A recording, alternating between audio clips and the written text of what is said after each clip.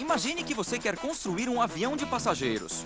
O problema é que você precisa de fábricas diferentes para fazer as várias peças. Uma fábrica para as asas, outra para as turbinas e ainda outra para a fuselagem. Além disso, há todos os instrumentos que forram a cabine e, é claro, os acabamentos, como encostos de cabeça e assim por diante. Depois de fabricadas, você precisa reunir todas as peças, cumprindo uma série de prazos e ver se elas se encaixam. Isso não será nada fácil, considerando que elas estão separadas por milhares de quilômetros em toda a Europa e que as maiores delas são do tamanho de um avião. Então, como é possível?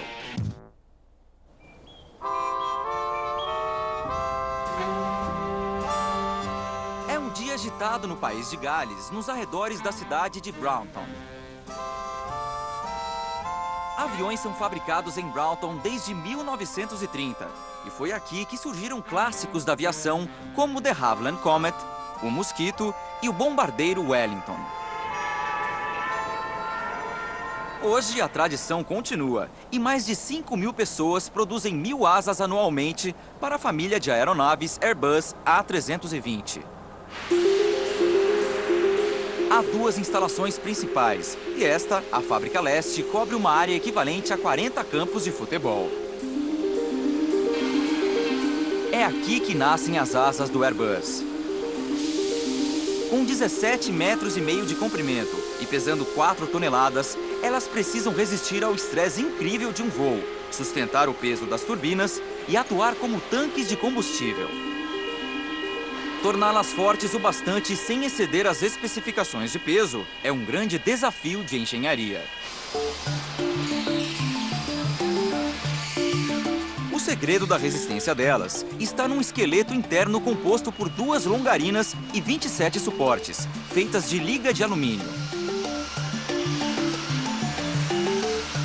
O esqueleto é coberto com painéis de liga de alumínio, formando a estrutura básica. Mas para que ela receba os componentes mecânicos, precisa ser levada ao outro lado da fábrica. Esse transporte exigirá equipamento pesado e muita paciência, pois a menor batida pode arruinar a asa de 4 toneladas.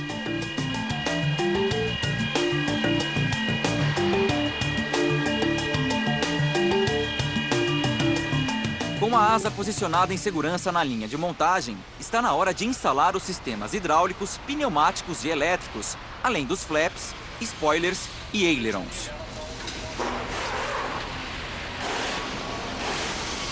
Missão cumprida. Ela está pronta para o teste final de função realizado pelo montador John Davis. Esse é o teste mais importante, porque é o último antes de ela ser mandada embora. Então tudo tem que estar perfeito, senão eu vou descobrir o defeito e consertar. Ele testa cada um dos componentes para ver se estão funcionando bem.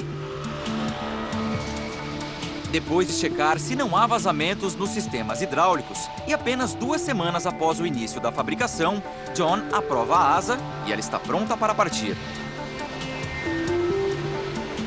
Mas partir para onde? É aqui que as coisas se complicam, porque o resto do avião está sendo montado a 1.000 quilômetros daqui, na Alemanha. Transportar as asas de 17,5 metros e 4 toneladas por terra seria impossível. A única opção é pelo ar. Para isso, precisam de um destes. Este é o Airbus A300-600 Super Transporter, ou Beluga.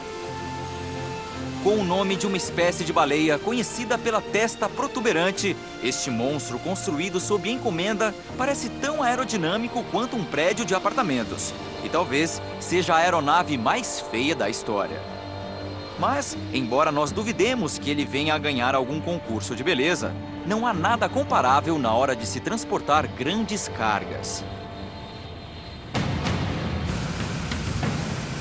O enorme domo se abre, revelando um compartimento de carga enorme, com 7 metros de largura e quase 38 de comprimento. Este convés de 1.400 metros quadrados permite que o Beluga transporte tudo, das asas do Airbus a segmentos inteiros da fuselagem. Mas é preciso correr, pois as asas devem chegar à Alemanha num prazo de no máximo 3 horas. Isso significa que a equipe de solo tem apenas 60 minutos para carregar o Beluga, ou toda a linha de montagem pode ser obrigada a parar. Mas é impossível embarcar uma asa de 4 toneladas com empilhadeiras convencionais. Por isso é hora de conhecermos mais um dos brinquedos extraordinários da Airbus. Este elevador móvel enorme de 90 toneladas parece ter saído de um filme de ficção científica. Ele pode deslocar cargas de até 50 toneladas. O único problema é que ventos fortes podem tornar sua operação perigosa. E com o aumento da brisa na pista de decolagem, Russ, seu operador, precisa de toda a concentração possível. Você tem que saber o quanto pode se aproximar da aeronave. E, obviamente, quando o vento aumenta, você precisa tomar cuidado porque balança um pouco. Para evitar grandes prejuízos, o elevador conta com um sistema de câmeras de segurança. Isso significa que se Russ estiver apenas 1 centímetro fora de prumo, o elevador para imediatamente. Graças a tanta precisão, o Beluga pode transportar não 1, mas 2 pares de asas. Até agora, tudo bem. Mas com cerca de 16 toneladas de asas em sua barriga, parece quase impossível que o Beluga consiga decolar. Mas, por incrível que pareça, o Beluga e suas 47 toneladas são capazes de alçar voo. O único problema para o capitão Daniel Tremosa é a ameaça de ventos fortes. Nossa velocidade de cruzeiro é menor do que a dos aviões normais, por causa do nosso formato e porque não gostamos de turbulência e rajadas de vento. Com o vento aumentando aos poucos, o capitão Tremosa terá de contar com toda a sua experiência para tirar este monstro do chão.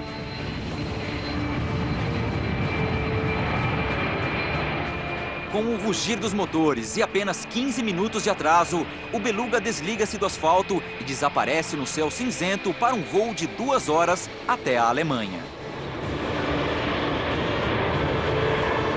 Seu destino é o aeroporto de Finkenwerder, nos arredores de Hamburgo.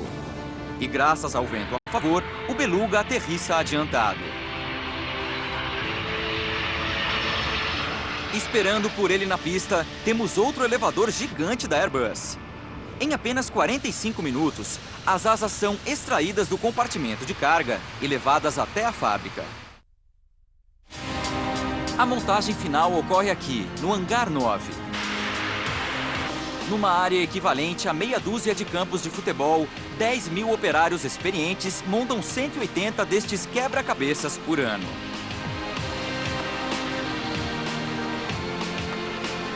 Tanto espaço é necessário porque eles trabalham simultaneamente em não uma, mas em 5 aeronaves.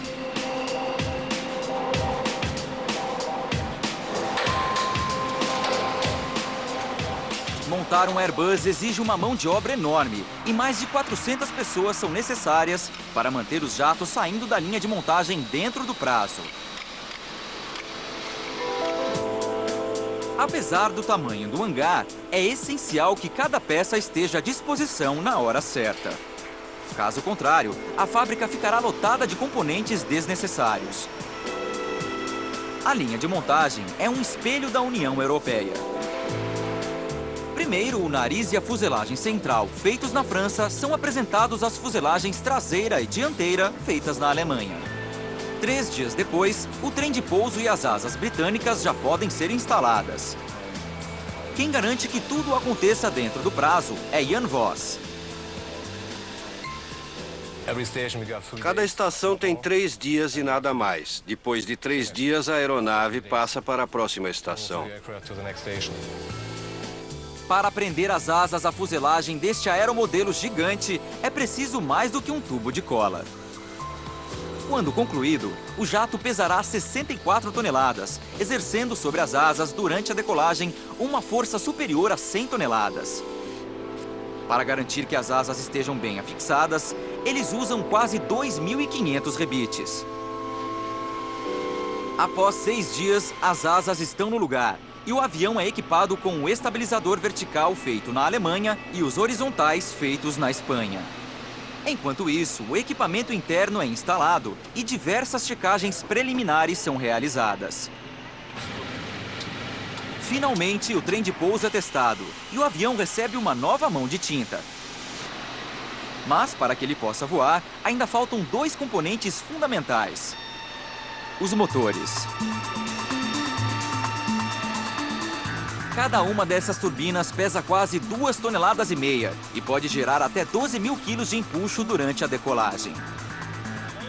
Ao custo de quase 7 milhões de dólares cada, elas são os componentes mais caros do avião. E a equipe tem que trabalhar em perfeita sincronia para que elas sejam colocadas em posição sem sofrer nenhum dano.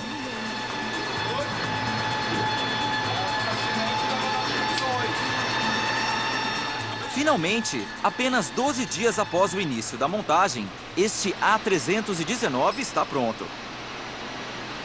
Mas, obviamente, este é um avião recém-construído e só há um jeito de saber se ele está funcionando exatamente como esperado. Está na hora de fazer o voo inaugural. É uma manhã nublada no aeroporto de Finkenwerder e o piloto Jonathan Black e sua tripulação se preparam para um voo de teste que esperam ser tranquilo. Pode parecer emocionante, mas não queremos emoção, queremos rotina. O ideal é fazermos um único primeiro voo e não encontrarmos defeitos.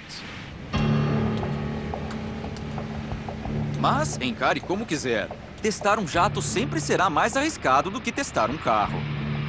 Um avião de passageiros moderno possui inúmeros sistemas complexos e todos eles precisam funcionar com perfeição. O encarregado de monitorá-los é o engenheiro de teste de voo Andreas Balk. O risco é que os sistemas nunca foram utilizados em condições ambientais verdadeiras. Então, caso alguma coisa não funcione a contento, temos que resolver o problema em tempo real. Você checou os ventos? Sim. Então, a cabine está pronta. Obrigado. Há poucas semanas, este avião não passava de uma coleção de peças espalhadas por 16 lugares em toda a Europa. Agora, ele avança pela pista. E a grande questão é se ele vai funcionar como esperado, sem se desmontar.